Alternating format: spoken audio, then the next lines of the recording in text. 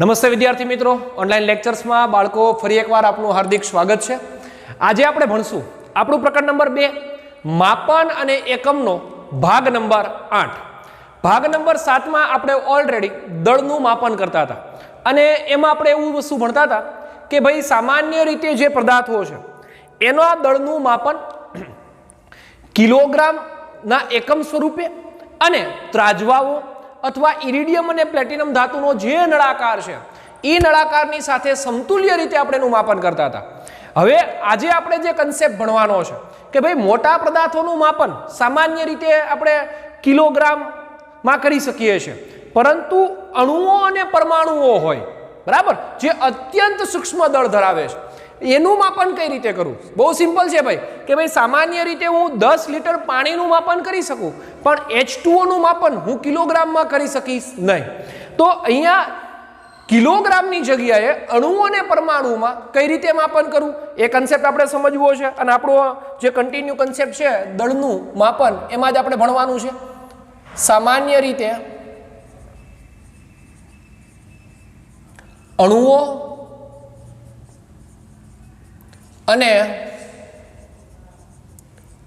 પરમાણુનું માપન, પણ શેનું માપન ભાઈ? દળનું. હો, પરમાણુના દળનું માપન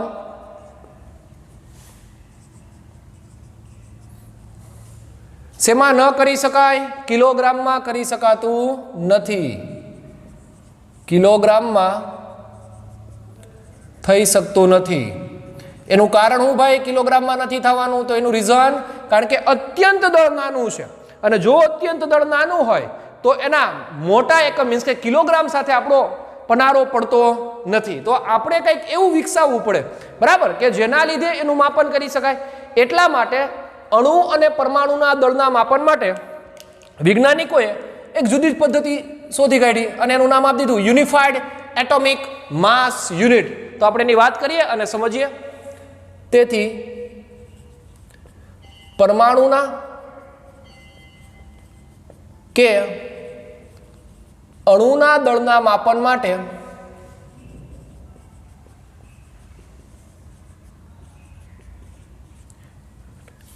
યુનિફાઈડ એટોમિક માસ યુનિટની રચના થઈ. બરાબર, આપણે તો માપન કરવાની છે ભાઈ,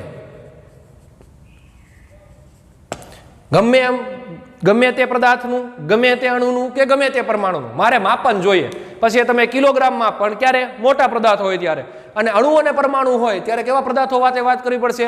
યુનિફાઈડ એટોમિક માસ યુનિટની મદદથી એ અણુ અને પરમાણુનું શું ગોતવું પડે? દળ. કારણ કે દળ તો હશે જ દરેક પદાર્થને, પરંતુ કોઈનું દળ વધારે હોય, કોઈનું દળ ઓછું હોય. તો ખૂબ જ ઓછું હોય તો કિલોગ્રામમાં માપન શક્ય નથી.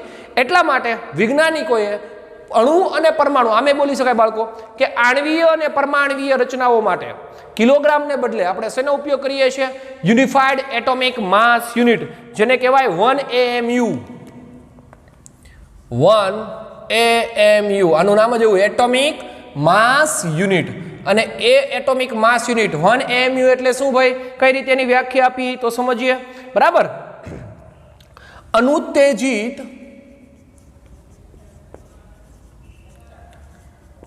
કાર્બન C6 બારના પરમાણુ દળના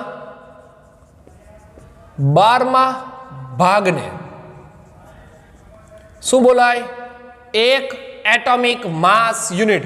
સેમ કેમિસ્ટ્રીમાં પણ આ મુદ્દો તમારે આવતો હશે. બરાબર, એક એટોમિક માસ યુનિટ એટલે શું? આપણી બુકમાં એવું લખ્યું છે ઇલેક્ટ્રોન સહિત, પણ મેં એવું લખ્યું અનુત્તેજિત.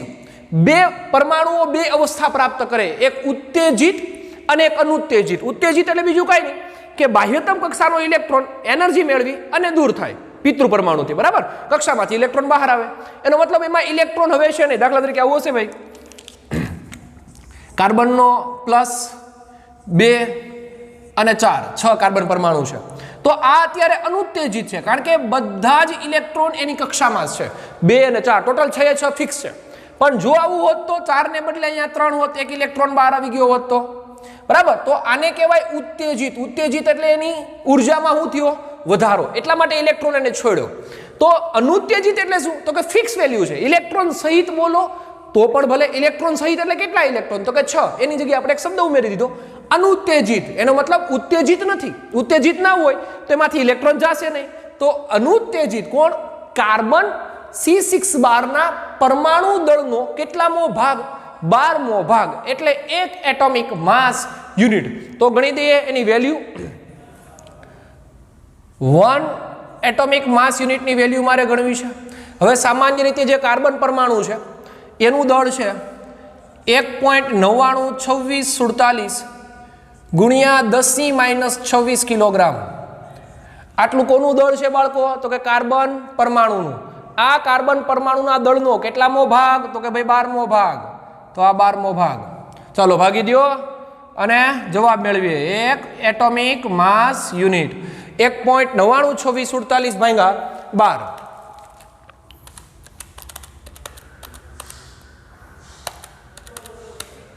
જવાબ આવ્યો 0.167. 0.167 ગુણ્યા 10⁻26 mm. બરાબર. ચલો કન્વર્ટ કરી દઈએ આને. 0. અહીંયા પણ આ 12મા ભાગની સાથે 0.167 ગુણ્યા 10⁻26 કિલોગ્રામ. આમ લખો તોય ભલે, અથવા તો કન્વર્ટ કરીને લખો તો 1 atomic mass unit is equal to 1.67 ગુણ્યા 10⁻27 કિલોગ્રામ.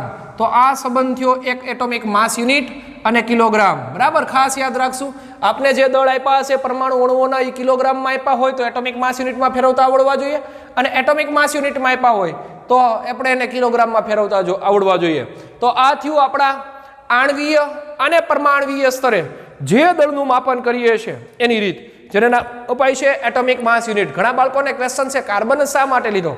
એનું રીઝન નેનો ટેકનોલોજીનો પાઠ જે ધોરણ 10નો જૂનો સિલેબસ હતો એમાં, અને અત્યારે પણ આપણો પાઠ નંબર 4 ધાતુઓમાં આપણે એક વસ્તુ આવી બહુ સ્પષ્ટપણે વ્યાખ્યાયિત કરી છે કે ભાઈ મોટા ભાગના કાર્બનિક સંયોજનો કાર્બનના બનેલા છે, અને પૃથ્વીનો જો કોઈ આધાર સ્તંભ પરમાણુ હોય તો એ કોણ છે? કાર્બન. એટલા માટે જે તે સમયે વૈજ્ઞાનિકોએ પરમાણુ અને અણુઓના દળની વાત કરતા હતા ત્યારે મોસ્ટ ઓફલી જે તત્વો છે, મોસ્ટ ઓફલી આણ્વીય સંયોજનો હોય, પરમાણ્વીય સંયોજનો હોય, મિશ્રણિત સંયોજનો હોય, બરાબર, એમાં ખાસ કરીને કાર્બનની હાજરી હતી. એટલે કાર્બન અન્ય તત્વો સાથે સંલગ્નિત છે તો એ તત્વોનું દળ કદાચ કાર્બન ઉપર આધીન હોય. એટલા માટે કોને પકડો તો? કાર્બન. અને એ કાર્બન પાછો કેવો હોવો જોઈએ? અનુત્તેજિત, ઉત્તેજિત નહીં. એટલે એમાંથી એક પણ ઇલેક્ટ્રોન જવા જોઈએ નહીં. જે છે 6 ઇલેક્ટ્રોન, 6 પ્રોટોન, 6 ન્યુટ્રોન, ટોટલ જે ચાર્જ છે એનો એમ જ રહેવો જોઈએ. એમાં કોઈ જાતનો ફેરફાર ન જોઈએ. અને એવા કાર્બન પરમાણુનો કેટલામો ભાગ કરી નાખીએ? 12મો ભાગ કરો તો એ આપને શું મળશે? એટોમિક માસ યુનિટ. આ થઈ આપણા આણ્વીય અને પરમાણ્વીય પરમાણુઓની જે માપનની રીત હતી એ જોઈ. ચાલો સમજીએ હવે આગળના મુદ્દાઓ. સામાન્ય જે પદાર્થો છે, સામાન્ય રોજિંદા જીવનમાં જોવા મળતા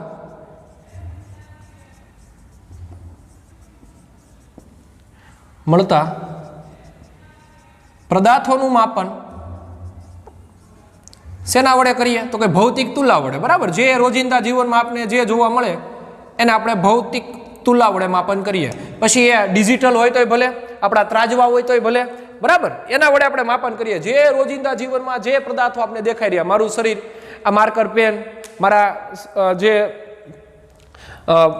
બોર્ડનું માપન કરવું હોય, બોર્ડના દળનું માપન કરવું છે, અથવા તો કોઈ બીજી વસ્તુ મારી પાસે છે એનું માપન કરવું છે, તો સામાન્ય રીતે શેનો ઉપયોગ કરીશું? ભૌતિક તુલાનો. પછી એ ડિજિટલ હોય તો ભલે, અને આપણા જે સામાન્ય ઘરેલું વહીવટના જે ત્રાજવા છે એ હોય તો ભલે. પરંતુ જો ખૂબ મોટા પદાર્થો હોય, ખૂબ જ મોટા પદાર્થો, હવે આ ખૂબ જ મોટા પદાર્થોમાં કોનો સમાવેશ થાય?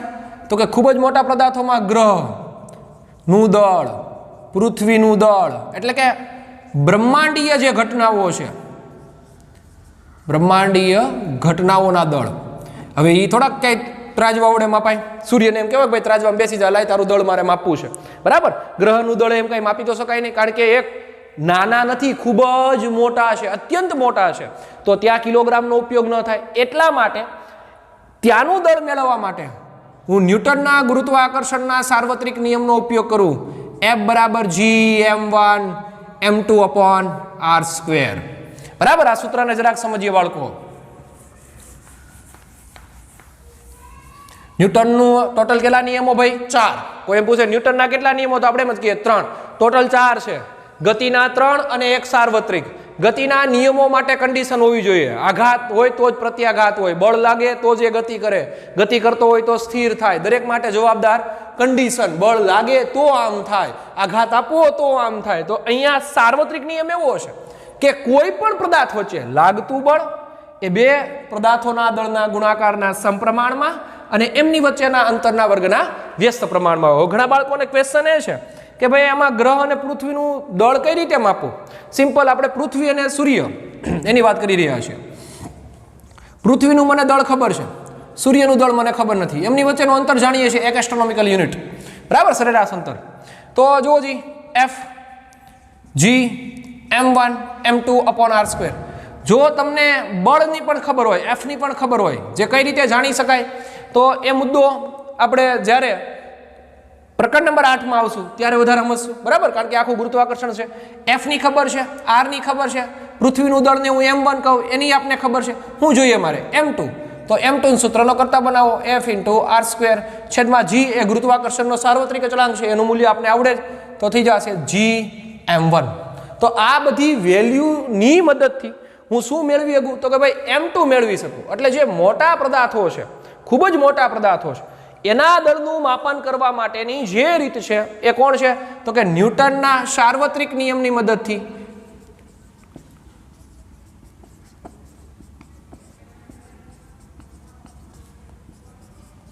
દળનું શું કરી શકાય ભાઈ? દળનું શું કરી શકાય? માપન કરી શકાય. હવે વાત આવી મોટા અત્યંત લીધા, પછી વચ્ચે મધ્યમના લીધા જેને ભૌતિક તુલા. હવે અત્યંત નાના પરમાણુ હોય, બરાબર, એના ઘટક કણોનું દળ મારે માપવું હોય. જોઈએ,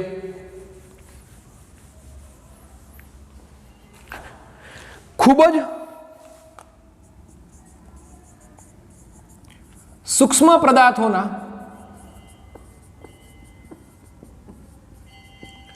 દળના માપન માટે માસ સ્પેક્ટ્રોગ્રાફ આ સાધનના ઉપયોગ વડે હું જે તે સૂક્ષ્માતિ સૂક્ષ્મ પદાર્થો છે એના દળનું શું કરી શકું ભાઈ? માપન. હવે હોય કેવું બાળકો, જરાક સમજીએ. સમાન રીતે એપ્લાઇડ કરેલું એની ચુંબકીય ક્ષેત્ર હોય, N થી S, બરાબર, સમાન રીતે એપ્લાઇડ કરેલું ચુંબકીય ક્ષેત્ર હોય. સાથે સાથે એની અંદર સમાન રીતે એપ્લાઇડ કરેલું વિદ્યુત ક્ષેત્ર હોય. એટલે વિદ્યુત અને ચુંબકની ઘટના ભેગી થાય બે, E છે અને B છે. E એટલે ઇલેક્ટ્રિક ફિલ્ડ, વિદ્યુત ક્ષેત્ર, અને B એટલે ચુંબકીય ક્ષેત્ર. હવે આની અંદર તમે જ્યારે કોઈ વીજભારિત કણ દાખલ કરો ને, વીજભારિત કણ, હવે આપણે એમ થાય કે વીજભારિત કણ એટલે શું ભાઈ? કાંઈ ધન ચાર્જીસ હોય અને કાંઈ ઋણ ચાર્જીસ હોય. કારણ કે કોઈ પણ પરમાણુ ને અણુ ધન વિદ્યુત ભારો અને શેના બનેલા છે ભાઈ? ઋણ વિદ્યુત ભારોના. એનો અર્થ સાફ છે કે પરમાણુની અંદર ઇલેક્ટ્રોન ને પ્રોટોન, તો જો પરમાણુ દાખલ કરો એટલે બીજું કાંઈ નહીં, પણ કોને દાખલ કરી રહ્યા છો? ધન વીજભારિત કણ. હવે જ્યારે તમે આમાં ધન વીજભારિત કણ દાખલ કરો તો પ્રોબ્લેમ એ થાય, જેવો ધન વીજભારિત કણ દાખલ થાય એટલે તરત આ લાગતું ચુંબકીય ક્ષેત્ર અને લાગતું ઇલેક્ટ્રિક ફિલ્ડ એ ઓલા ધન વીજભારિત કણ ઉપર શું લગાડે? બળ. નદીમાં ધુબાકો મારો તો નદીનું પાણી તમારા ઉપર શું લગાડશે? બળ. સેમ તમે પણ એના ઉપર શું લગાડવાના ભાઈ? બળ. એના પરિણામે આ જે ધન ચાર્જીસ છે એ કેવી ગતિ કરવા મળશે? વર્તુળમય ગતિ કરે. આવી રીતે. શું કામ વર્તુળમય ગતિ કરે છે? એ ઠેઠ ધોરણ 12 સાયન્સમાં ભણવું પડે. ચુંબકીય ક્ષેત્રમાં કોઈ વીજભારિત કણની ગતિ, ત્યારે આ કન્સેપ્ટ આવશે. બરાબર, શું કામ વર્તુળમય ગતિ કરે છે અત્યારે છે નહીં, પણ આપણે ખાલી સમજવા માટે એ લઈએ છીએ. કેવી ગતિ કરવા લાગશે? વર્તુળમય ગતિ. m દળનો પદાર્થ, પ્રોટોન. હવે પ્રોટોનનું દળ આટલું છે 1.67 × 10⁻27 કિલોગ્રામ. સેમ કન્ડિશન ઇલેક્ટ્રોન જો દાખલ કરો તો ઇલેક્ટ્રોન પણ શું કરે ભાઈ? ગતિ કરે. કેવી ગતિ કરશે? વર્તુળમય. ઇલેક્ટ્રોન ગતિ કરે. એનું દળ છે 9.1 × 10⁻31 કિલોગ્રામ. કોનું દળ વધારે? પ્રોટોન. પ્રોટોન જાડો તો ધોળશે કેવો? ઓછો. ધોળે ઓછો તો વર્તુળ કેવું ઘેરે? ઓછું. પરિણામે ત્રિજ્યા કેવી થાય? ઓછી. એટલે આમ કહેવાય m is proportional to r. જો જેનું માસ વધારે હોય એ ગોળ ગોળ રાઉન્ડ કેવા કાપે ભાઈ? ઓછા, કારણ કે જલ્દી થાકી જાય. અને જેનું માસ ઓછું હોય એ ગોળ ગોળ રાઉન્ડ કેવા કાપે? વધારે. તો આમ કહેવાય ભાઈ જે ગતિ થઈ રહી છે એની ત્રિજ્યા કોના ઉપર ડિપેન્ડેબલ છે? માસ ઉપર. એટલે આવા માસ સ્પેક્ટ્રોગ્રાફમાં એ જે સ્પેક્ટ્રોગ્રાફની જે ત્રિજ્યાઓ મળે એના ઉપરથી નક્કી થાય કે ભાઈ આની ત્રિજ્યા વધારે છે તો એનું માસ વધારે છે, આની ત્રિજ્યા ઓછી છે તો એનું માસ ઓછું છે. એટલે આ થયું આપણું સ્પેક્ટ્રોગ્રાફનો કન્સેપ્ટ. એટલે ખાસ બાળકો યાદ રાખશું કે ભાઈ દળનું માપન જ્યારે અત્યંત સૂક્ષ્મ પદાર્થો હોય, ઘટક પદાર્થો હોય, ત્યારે એના માપન કરવા માટે આપણે કયા સાધનનો ઉપયોગ કરીએ છીએ? માસ સ્પેક્ટ્રોગ્રાફ. ચાલો, આ થયું આપણા દળનું માપન. હવે દળનો શું ભણવો છે ભાઈ? વિસ્તાર. ફરીથી વિસ્તાર એટલે ભૂલાવવું ન જોઈએ. લંબાઈનો વિસ્તાર આપણે સમજતા હતા. કોઈ પણ વિસ્તાર એટલે તો કે નાનામાં નાનું અને મોટામાં મોટું ક્યાં સુધી માપન થાય. લંબાઈનો વિસ્તાર આવતો કે નાનામાં ઓછામાં ઓછી કેટલી લંબાઈ માપી? તો કે 10⁻15 પરમાણુ ન્યુક્લિયસની અંદર ઓલા ન્યુક્લિયસની ત્રિજ્યા. એથી વધારે માપવું ક્યાં સુધી થાય? તો કે બ્રહ્માંડનું અમે લંબાઈ માપીને આવ્યા અને એ છે કંઈક 10⁻26. અહીંયા હવે શું ભણવો છે ભાઈ? દળનો માપક્રમ. જોઈએ કન્સેપ્ટ. દળનો માપક્રમ. ફરીવાર માપક્રમ એટલે ઓછામાં ઓછું કેટલું દળ માપી શકાય અને વધારેમાં વધારે કેટલું દળ. તો આપણી પાસે ફિઝિક્સની અંદર આ માપક્રમ દળના સંદર્ભે આવો છે. સૌથી ઓછું દળ ઇલેક્ટ્રોન અને એ દળ 10⁻31 કિલોગ્રામમાં છે ભાઈ. એટલે ઓછામાં ઓછું માપન કેટલું થઈ શકે? 10⁻31 કે 10⁻30. બરાબર, બુકમાં 10⁻30 આપી છે પણ ખરેખર વજન કેટલું છે? 10⁻31 કિલોગ્રામ. અને વધારેમાં વધારે દળ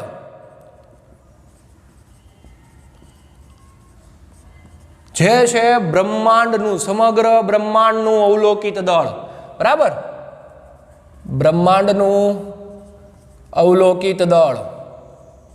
સમગ્ર બ્રહ્માંડનું કેટલું દળ છે? તો એ આપ્યું છે આપણે 10⁻55 કિલોગ્રામ કે 10ની ઉપર 55 ઘાત કિલોગ્રામ જેટલું બ્રહ્માંડનું દળ છે. એટલા માટે જ બાળકો કહીએ છે કે સૂર્ય એ ઘણો બધો વિસ્તારિત દળ ધરાવતો ભાગ છે અને એનાથી પણ મોટા આવા અનેક સૂર્યો બ્રહ્માંડમાં આવેલા છે. આપણે ઓલરેડી આપણા જૂના ટેક્સ્ટ બુકની અંદર ધોરણ 10ના બ્રહ્માંડ નામનું ચેપ્ટર હતું જ અને એમાં એવું કહેવામાં આવ્યું છે ગેલેક્સીઓ, આવા સૂર્યો, ગેલેક્સીઓ, આકાશગંગાઓ અને સાથે સાથે બ્લેક હોલ્સની પણ રચનાઓ થઈ રહી છે. એટલે જે બ્રહ્માંડનું અવલોકિત દળ છે એ ખૂબ વધારે છે. એટલે કેટલું આપી દીધું આપણે? 10⁻55 કિલોગ્રામના સંદર્ભે. તો આ થયો આપણા દળનો માપક્રમનો વિસ્તાર. ઓછામાં ઓછું કેટલું માપી શકાય? 10⁻31 નું માપન કરી શકાય. કોની મદદથી? તો કઈ રહ્યું? માસ સ્પેક્ટ્રોગ્રાફની મદદથી. વધારેમાં વધારે કેટલું માપી શકાય? 10⁻55 કિલોગ્રામ માપી શકાય. કોની મદદથી? ન્યૂટનના સાર્વત્રિક નિયમની મદદથી. હવે આ બે વચ્ચેના જે દળ છે કોની મદદથી માપી શકાય? તો કે જે સામાન્ય રોજિંદા જીવનમાં ઉપયોગી લેવાતા હોય એવા જે પદાર્થો હોય એને કોના ઉપયોગ વડે માપી શકાય? ભૌતિક તુલના. આ થયું આપણું દળનો કન્સેપ્ટ. લંબાઈની વાત પૂરી થઈ ગઈ ભાઈ, દળની વાત પૂરી થઈ ગઈ અને સૌથી અગત્યનો ભાગ બધાનો પોતાનો હોય અને જેને ન હોય એ કઈ કોઈનો ન હોય. બરાબર, એનો અર્થ એટલે કે સમય. ઘણીવાર આપણે આવા સ્લોગન લખીએ બોર્ડમાં કે ભાઈ સમય બધાનો આવે, સમય બદલાય છે, સમય સાથે બદલાતા રહેવું પડે. તો એનું માપન પણ ખૂબ જ જરૂરી છે. લંબાઈનું માપન કરી કાઢ્યું, દળનું માપન કરી કાઢ્યું અને હવે જે માપન છે એ સમય. આપણી FPS હોય તોય ભલે, CGS હોય તોય ભલે, MKS હોય તોય ભલે કે પછી SI હોય તોય ભલે, આ દરેકમાં સમયનો ઉલ્લેખ છે. જોજો બરાબર, FPS પાછળ સેકન્ડ, CGS પાછળ સેકન્ડ, MKS પાછળ સેકન્ડ, SI માં સેકન્ડને મૂળભૂત કીધી છે. તો કન્ડિશન અહીંયા શેનું માપન કરી રહ્યું છે? હવે સમયનું. મૂળભૂત ભૌતિક રાશિઓના સંદર્ભે આપણે સમયનું માપન કરીએ. ચાલો, સમયનું માપન. હવે સામાન્ય રીતે સમયનું માપન કરવા માટે શેનો ઉપયોગ કરીએ આપણે? બધાને ખબર છે અત્યારે 21મી સદીમાં લોકો સમયનું માપન કરવા માટે શેનો ઉપયોગ કરે? બરાબર, ટાઈમ દેખે દોડતા હે. કન્ડિશન સમયનું માપન કરવા માટે શેનો ઉપયોગ કરી શકીએ છીએ? તો કે સમયનું માપન કરવા માટે ઘડિયાળનો ઉપયોગ થાય. પછી એ જુદી જુદી હોય, ડિજિટલ હોય, એનાલાઇઝ હોય, બરાબર, ગમે તે હોય, એન્ટી ક્લોક હોય, કોઈ પણ સંદર્ભમાં લઈ શકીએ કે ઘડિયાળનો શું કરી શકીએ છીએ ભાઈ ઉપયોગ, ક્યારે? સમયનું માપન કરવા માટે. પરંતુ બાળકો ઘડિયાળનો ઉપયોગ તો અત્યારે આપણે કરીએ છીએ. પહેલા સમયનું માપન કેમ થતું? પ્રાચીન સમયમાં સમયનું માપન કરવા માટે રેત ઘડી હતી. એથી સૂર્યનું સ્થાન કે મધ્યાહન સમય છે એટલે એનો મતલબ 12 વાગે છે. પછી લોકો, પ્રાચીન લોકો છે એનો પડછાયો જોઈને પણ કહેતા કે કદાચ આટલા વાગ્યા હશે, પણ એ ફિક્સ માપ નહોતું. અને ત્યારબાદ ગેલેલિયોએ લોલકની શોધ કરી અને શરૂઆતમાં જે ઘડિયાળો હતી એ લોલકના સંદર્ભે આપણે કામ કરતા હતા, બરાબર, એના આંદોલનના, એના દોલનોના સંદર્ભે, સોરી આંદોલન નહીં પણ દોલનના સંદર્ભે, એના દોલનોના સંદર્ભે આપણે શું માપન કરતા હતા? સમયનું. અને ત્યારબાદ ધીમે ધીમે ધીમે જેમ કહીએ છીએ ને કે ભાઈ જિજ્ઞાસા એ વિજ્ઞાનની ખૂબ હરણફાળ કરી અને પરિણામે આજે આપણે જે સમયનું માપન કરીએ છીએ, ચોક્કસ વેલ્યુ સાથે માપન કરીએ છીએ, એ છે ઘડિયાળ. હવે સમજીએ કન્સેપ્ટ સમયના માપનનો. સામાન્ય રીતે આજના સમયમાં અથવા તો આજના યુગમાં સમયનું માપન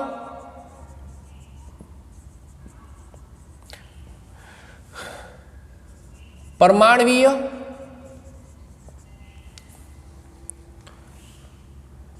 માનાંક ધરાવતી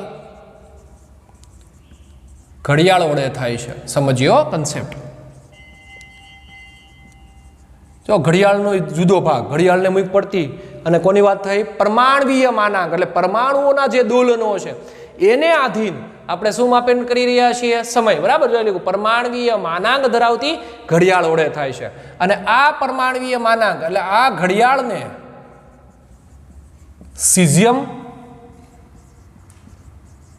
સિઝિયમ ઘડિયાળ કે એટોમિક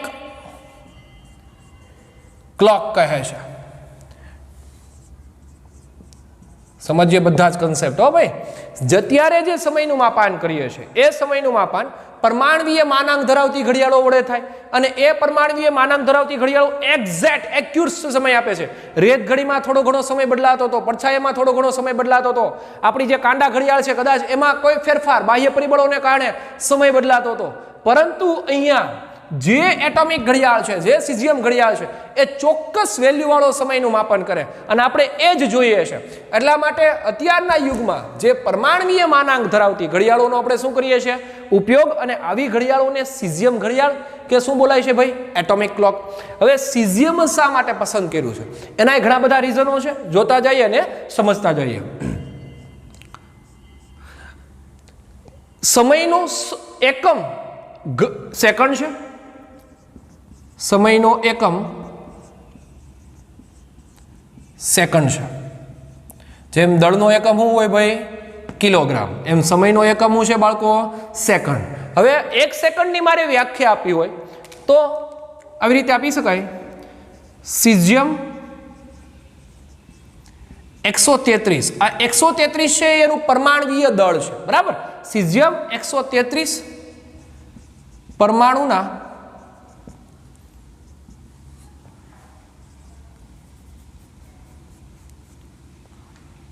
ઇલેક્ટ્રોનના 91, 92, 63, 70. મોબાઈલ નંબર યાદ રાખવાના. શું યાદ રાખશું? Mobile number. શું છે ભાઈ મારા મોબાઈલ નંબર? 91, 92, 63, 70. કોનો મોબાઈલ નંબર છે? આ સેકન્ડનો, બરાબર. કેટલો? 91, 92, 63, 70 ના પરમાણ્વીય દોલનોને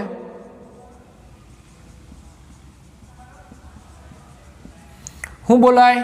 1 સેકન્ડ કહે છે. સમજાવીએ અર્થ. હવે આવું ક્યારે થશે? જો સમજીએ.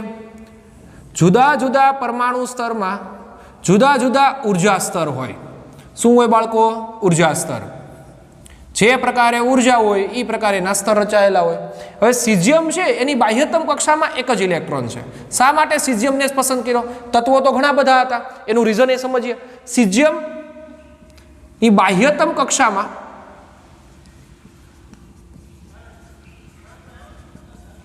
કેટલો ઇલેક્ટ્રોન છે? ઓનલી ફોર એક ઇલેક્ટ્રોન. અને એક ઇલેક્ટ્રોનને જોજો બરાબર, આ ઇલેક્ટ્રોન. હવે આ ઇલેક્ટ્રોનને જો ઉર્જા મળે તો આ ઇલેક્ટ્રોન આ ઓછું ઉર્જા સ્તર હોય, આ વધારે ઉર્જા સ્તર હોય, તો ઓછું ઉર્જા સ્તરમાંથી ઇલેક્ટ્રોન ક્યાં ભાગશે? વધારે ઉર્જા સ્તરમાં. ફરીથી કોઈ પણ ઇલેક્ટ્રોન પોતાની મૂળ સ્થિતિ આવવું જ પડે, કારણ કે યાદ રાખવાની ખાસ, બરાબર, કે આપણે ગમે એટલા ઉપર જઈએ પણ પગ ક્યાં રહેવા જોઈએ? જમીન ઉપર. તો કન્ડિશન એ છે કે ઇલેક્ટ્રોન ઉપર નીચે, ઉપર નીચે, ઉપર નીચે, આવા કેટલા કૂદકા મારે, આવા કેટલા દોલન કરે? તો કે 91, 92, 63, 17, 70 દોલનો કરે. ત્યારે કેટલી સેકન્ડ ગણાય બાળકો? 1 સેકન્ડ ગણાય. હવે આપના મગજમાં તરત ક્વેશ્ચન આવે, આટલા બધા દોલનો ગણવા કેમ ભાઈ? કોઈ વ્યક્તિ સતત કન્ટિન્યુ જો ઊંચક નીચક કરતો હોય તોય નથી ગણી શકાતું. તો આ તો ભાઈ સિઝિયમ પરમાણુના ઇલેક્ટ્રોનની વાત થઈ. તો આટલા બધા જે કૂદકા, જે દોલનો થઈ રહ્યા ગણી કઈ રીતે શકાય? એટલા માટે જો સિઝિયમ પરમાણુને જ આપણે પસંદ કરીએ, એનું રીઝન, કારણ કે બાહ્યતમ, જેની બાહ્યતમ કક્ષામાં 1 ઇલેક્ટ્રોનનો એવા ઘણા બધા મળે, દાખલા તરીકે સોડિયમ. આ સિઝિયમને શા માટે પસંદ કર્યો? તો એનું રીઝન કે ઇલેક્ટ્રોનનું તાપમાન લેસર ગન વડે ઘટાડી શકાય, જે એકમાં જ પોસિબલ છે. અને કોણ? સિઝિયમમાં. હવે ઇલેક્ટ્રોનનું તાપમાન લેસર ગન વડે ઘટાડી શકો, એનાથી ફાયદો શું થયો? તો કે એટલા કૂદકા કેવા લાગે? ઓછા. જેટલા કૂદકા ઓછા લાગે એટલા સરળતાથી શું કરીએ ગાય?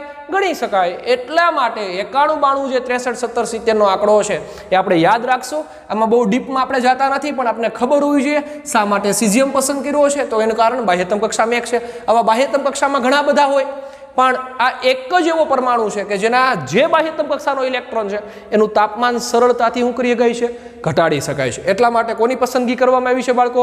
સિઝિયમની. તો આ થઈ આપણા 1 સેકન્ડની વ્યાખ્યા. શું યાદ રાખશું? સિઝિયમ 133 પરમાણુના ઇલેક્ટ્રોનના ઉર્જા સ્તરોના સંદર્ભે કયો તો ભલે, અને સીધો આવું કયો તો પરમાણવીય દોલનોને. કેટલા પણ પરમાણવીય દોલનો? 91, 92, 63, 17, 70 જે દોલનો થઈ રહ્યા છે પરમાણવીય, એને કેટલું બોલાય? 1 સેકન્ડ. રેડી? આ થઈ સિઝિયમ ઘડિયાળની વાત. હવે સમજીએ આપણે સામાન્ય રીતે કોઈ પણ ઘડિયાળ સમયનું શું કરી રહ્યું છે? માપન. બરાબર? તો આપણી પાસે જે ઘડિયાળો છે સામાન્ય રીતે, આપણી જે વોચ છે એને નામ આપીએ આપણે કાંડા ઘડિયાળ. એમાં સમયનું માપન, એમાં કોના દોલનો થતા હોય ભાઈ? બરાબર? તો એનામાં કોના દોલનો થાય? જોજો, કાંટાના દોલન થતા હોય. આપણો કલાકીયો કાંટો છે એ 12 વાગ્યાથી ઉપડે અને ફરીથી એ 12 પહોંચે ત્યારે કેટલું દોલન પૂર્ણ કર્યું? 1. અહીંયા એ જ છે, ઇલેક્ટ્રોન ઓછા સ્તરમાંથી વધારે સ્તરમાં પાછો ઓછા સ્તરે આવે ત્યારે કેટલું દોલન પૂરું થાય? 1. સેમ કન્ડિશન લોલકમાં આ સ્થાનેથી અહીંયા આવે અને ફરીથી અહીંયાથી અહીંયા આવે ત્યારે કેટલું દોલન પૂર્ણ થાય? 1. તો આપણી જે કાંડા ઘડિયાળ છે એમાં સમયનું જે માપન છે, સમયનું માપન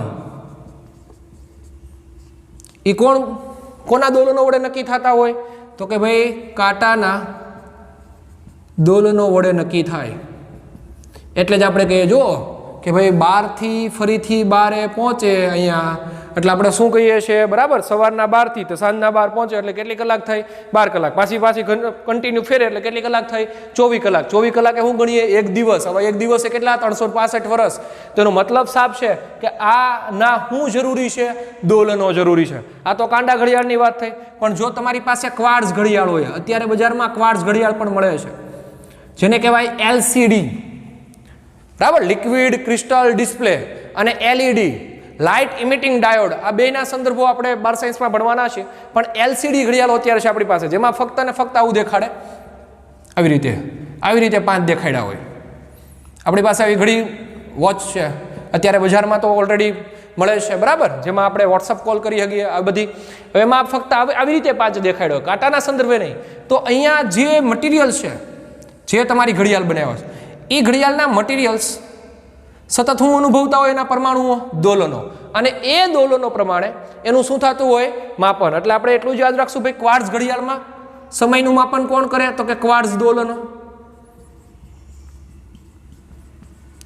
આ ક્વાર્ટઝ જે દોલનો છે એ શું કરશે? સમયનું માપન. કઈ ઘડિયાળમાં ભાઈ?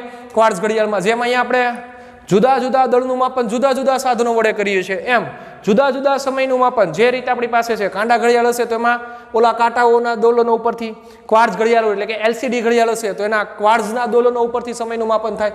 અને જો તમારી પાસે સિઝિયમ ઘડિયાળ હોય,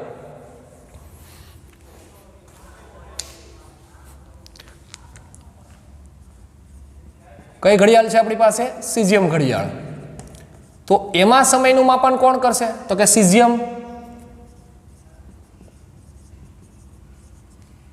ની બાહ્યતમ કક્ષાના ઇલેક્ટ્રોનના દોલનો, જે સમયનું શું કરશે ભાઈ? માપન. લ્યો, મોટા એકમમાં જ્યારે સમય આપણે વધારે મોટા ભાગના પરમાણુઓના જોતા હોય છે, મોટા પદાર્થોના જોતા હશે, તો આપણે એમાં કાંટા ઘડિયાળનો ઉપયોગ કરીએ, પછી આપણે ક્વાર્ટઝ ઘડિયાળનો ઉપયોગ કરીએ, અને પછી કોનો લીધો ભાઈ? સીઝિયમ ઘડિયાળ. એટલે સમયના માપન માટે જુદી જુદી રીતો છે. જેમ દળના માપન માટે જુદી જુદી રીતો છે, એમ સમયના માપન માટે શું છે ભાઈ? જુદી જુદી રીતો. અને આવી સીઝિયમ ઘડિયાળ ક્યાં હોય? આવા જે દળના માપન કરવા માટેના પદાર્થો ક્યાં હોય? તો આપણે ભણીએ છીએ ક્યાં છે?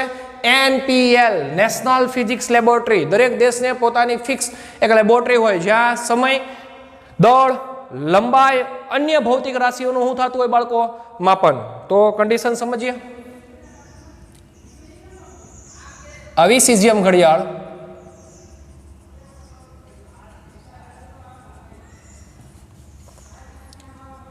NPL ખાતે રાખવામાં આવે છે. હવે બીજો એક સીઝિયમ ઘડિયાળનો ફાયદો એ છે બાળકો કે એક તો એ સમયનું બહુ ચોક્કસ મૂલ્ય માપે છે, એ આપણે મને સમજવાના. સાથે સાથે સીઝિયમ ઘડિયાળ પોર્ટેબલ છે. પોર્ટેબલ એટલે સરળતાથી શું કરી ગઈ એની હેરફેર. બરાબર? સીઝિયમ ઘડિયાળ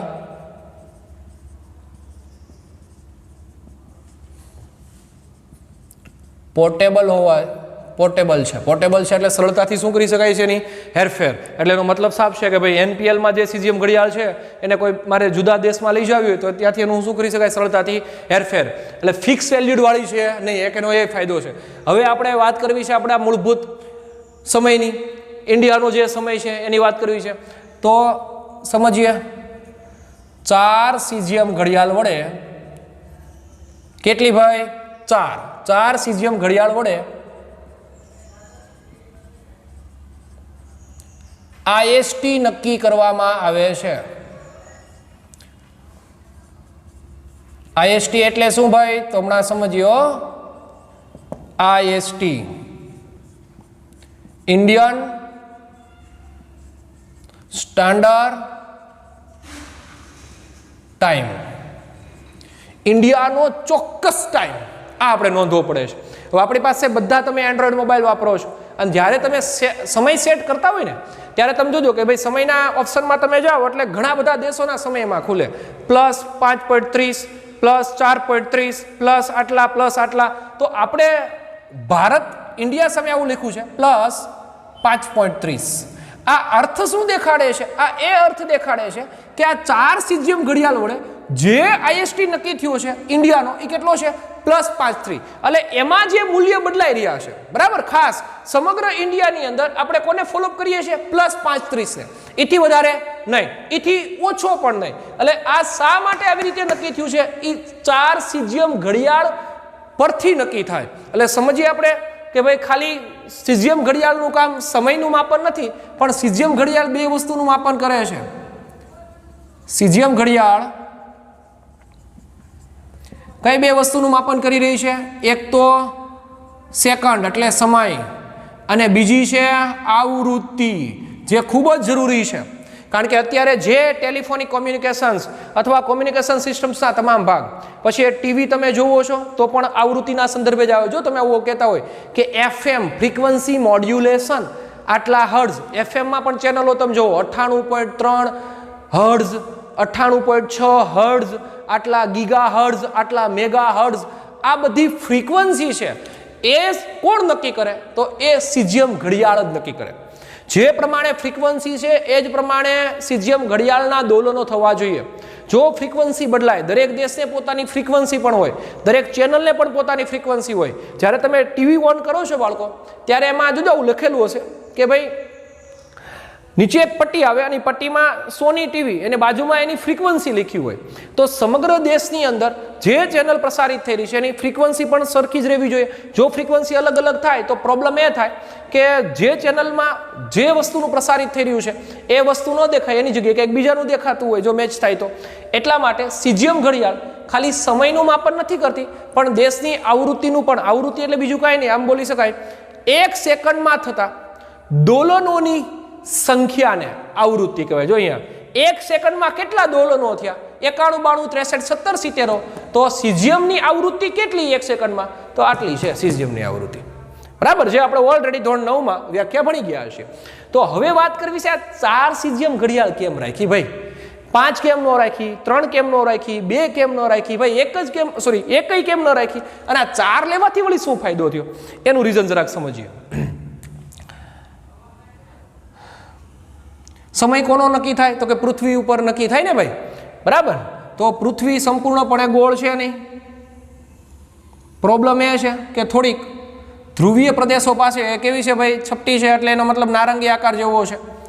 બરાબર, ધ્રુવીય એટલે આ ધ્રુવ થયા એના ધ્રુવીય ભાગ, અને આ જે ભાગ છે એનો વચ્ચેનો ભાગ, એટલે આને કહેવાય વિષુવવૃત્તીય ભાગ, વચ્ચેનો ભાગ. ઉપરના ભાગે સેજ દબાયેલી છે અને વચ્ચેથી તે પોળી છે. એટલે પ્રોબ્લેમ એ છે કે ઉપર અને વચ્ચેથી એમાં પ્રોબ્લેમ આ જો 2193 કિલોમીટર વધારે છે. આ વ્યાસ કરતા એનો આડો વ્યાસ કેટલો વધારે છે? 2193 કિલોમીટર. હવે પ્રોબ્લેમ હું ભાઈ જોજો, એટલે આ થયું આપણું વેસ્ટ, આ થયું આપણું ઈસ્ટ. હવે પ્રોબ્લેમ એ થતો હતો બાળકો કે અહીંયા જો સૂર્ય હોય તો વેસ્ટ અને ઈસ્ટમાં જે સૂર્યોદય થઈ રહ્યો છે એ ધ્રુવીય પ્રદેશોના સૂર્યોદય કરતાં 2 કલાક વહેલો થાય છે. ક્યાં વહેલો થશે? તો કે પૂર્વ અને પશ્ચિમ વિસ્તારમાં પશ્ચિમમાં 2 કલાક વહેલો આથમશે અને 2 કલાક વહેલો ઉગશે. એની સંદર્ભે ધ્રુવીય પ્રદેશોમાં કેવો થશે? તો કે જ્યારે સૂર્ય અહીંયા 2 કલાક વહેલો ઉગી ગયો હશે ત્યારે જે હશે નહીં, અહીંયા 8 વાગે ઉગશે તો અહીંયા 10 વાગે ઉગશે, આવું થતું. બરાબર, ધ્રુવીય એનું રીઝન શું થયું છે? પ્રોબ્લેમ શું છે કે પૃથ્વી જે છે પૃથ્વી એ એના અક્ષીય ભાગ કરતાં એના વિષુવવૃત્તીય ભાગમાં કેટલી પહોળી છે? 2193 કિલોમીટર પહોળી છે. હવે એટલા માટે 2 કલાક વહેલો ઉગે તો પ્રોબ્લેમ શું થાય? તો કે જે ભાઈ વેસ્ટ અને ઈસ્ટના જે પ્રદેશો છે અને ત્યાં જે નોકરી કરનારા જે વ્યક્તિઓ છે એને 2 કલાક કંપનીની અંદર વધારે કામ કરવું પડે. દાખલા તરીકે શિફ્ટ હોય ભાઈ 12 કલાકની કામ છે, એને બદલે ત્યાં એને કેટલું કામ કરવું પડે? 14 કલાક. એટલા માટે જે તે સમયે શું નક્કી કરવું હતો? IST. એટલે કેટલી ઘડિયાળો રાખી? 4. West, east, north, south. અને આ ચારેયનો સમન્વય કરીને, ચારેયનો શું કરીને ભાઈ? સમન્વય કરીને. બરાબર, જે તે દેશની વાત થાય તો હું પૃથ્વીની વાત કરું છું, પણ જે તે દેશ અહીંયા ઇન્ડિયાનો નકશો દોરીને તમે એમ કહી શકો વેસ્ટ અને ઈસ્ટમાં આપણો જે ખરેખર જે સૂર્યોદય છે વહેલો એ કચ્છના રણમાં થાય, અને જે સૌથી વધારે સૂર્યોદય એ કચ્છના રણમાં થાય, અને જે સૂર્યાસ્ત ભાગ છે એ લગભગ પશ્ચિમના ભાગમાં આવેલા કેરળના પ્રદેશમાં થાય. તો પ્રોબ્લેમ એ છે કે અહીંયા તો હું આખા દુનિયાની વાત સમજાવી રહ્યો છું, પણ તમે ખાલી ઇન્ડિયાના નકશાની વાત પણ લઈ શકો. એટલે 2 કલાક કેવો થઈ રહ્યો છે? વહેલો. તેથી જે શિફ્ટમાં લોકો કામ કરે ને 2 કલાક વધારે કામ કરવું પડે. એટલા માટે ટોટલ કેટલી ઘડિયાળો રાખી? 4. અને આ ચારેય ઘડિયાળોનો સમૂહ નક્કી કરી અને ફિક્સ બનાવવામાં આવ્યું. હું ભાઈ? IST. અને એ એટલે કેટલું છે આપણું? પ્લસ. એનું રીઝન સૌથી સારી સીઝિયમ કેમ છે? ચાલો જોઈએ. સીઝિયમ ઘડિયાળ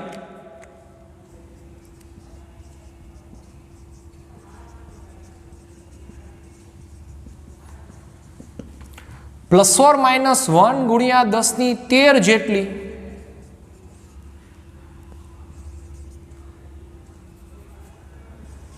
ચોકસાઈ જોવા મળે છે.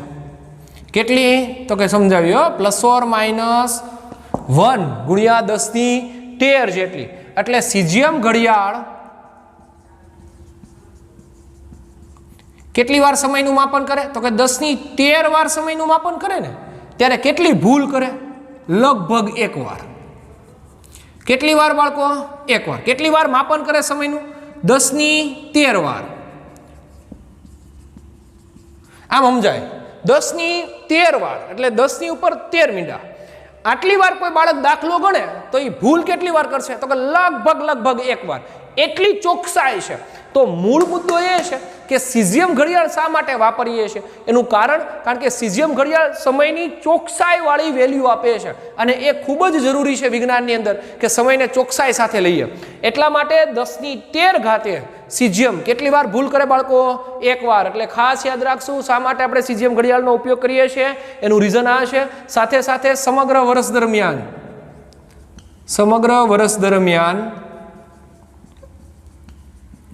સીઝિયમ ઘડિયાળ કા 3 માઇક્રોસેકન્ડ આગળ કે પાછળ જાય, આખા વર્ષનું સમયનું માપન કરે ત્યારે ઓનલી ફોર કેટલી 3 માઇક્રોસેકન્ડ કા આગળ જાય અને કા પાછળ જાય. એનો અર્થ શું છે? જોજો બાળકો, આપણી પાસે જે કાંડા ઘડિયાળ હોય ને આખા વર્ષ આપણે એને અકાવીએ છીએ, બરાબર? તો એમાં પણ અમુક સમય બાદ આપણે એ ઘડિયાળને શું કરવી પડે? આપણી મેઇન ઘડિયાળ સાથે સેટ કરવી પડે. પાછી મેઇન ઘડિયાળને પાછા આપણે સેટ કરવી પડે ને, કારણ કે એમાં પણ સમયની કેવી મળતી હોય આપણે અચોકસાઈ, 1 મિનિટ 2 મિનિટ આગળ હોય, પાછી 1 મિનિટ 2 મિનિટ પાછળ થઈ જાય, ક્યારેક ક્યારેક સમયના સાથે એમાં તફાવત સર્જાતો હોય. પણ સીઝિયમ ઘડિયાળ એટલી બધી ચોકસાઈ રાખે છે કે આખા વર્ષ દરમિયાન કદાચ 3 સેકન્ડ જેટલી આગળ કે 3 સેકન્ડ જેટલી ક્યાં જાય? પાછળ. એથી વધારે જાય નહીં. એટલા માટે ચોકસાઈવાળી વેલ્યુ આપતી હોવાથી આપણે કોનો ઉપયોગ